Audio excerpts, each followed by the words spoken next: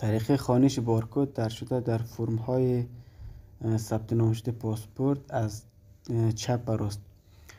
پی مخفف پاسپورت است و 2 عدد بعد از پی هم مربوط سیستم میشه که کار دو نداریم و عدد سوم و چهارم مربوط ماه هست، ماهی که تولد شدیم است و پنجم و ششم و هفتم و هشتم.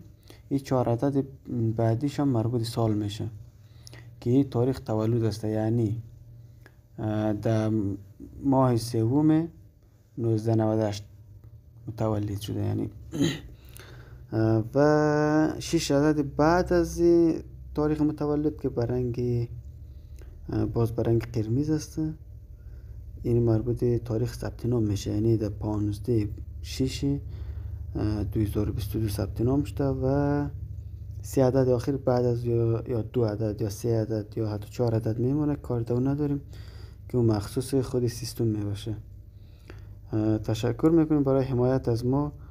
کانال ما رو سابسکرایب نموده و علامت زنگوله رو فشار دهید تا از ویدیوهای بعدی ما با خبر شوید.